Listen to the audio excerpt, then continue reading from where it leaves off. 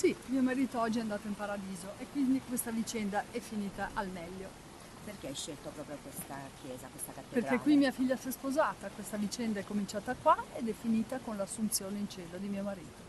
Tu hai detto che hai scelto questa chiesa per lanciare un messaggio. Quale messaggio?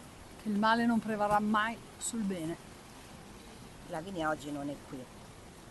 Ti ha dato un messaggio Sì, da dare a sì, tuo marito e sì, a suo papà? sì, mi ha dato un messaggio d'amore e di gratitudine. Una signora che è venuta qui mi ha detto che Fabio è un eroe perché ha dato la sua vita per sua figlia. Per sua figlia e per me, perché aspettava anche me.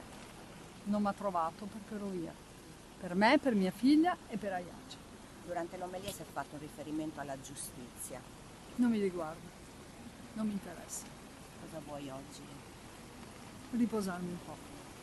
Un ricordo di Fabio? Poi ti lasciamo andare? Sono cose solo personali.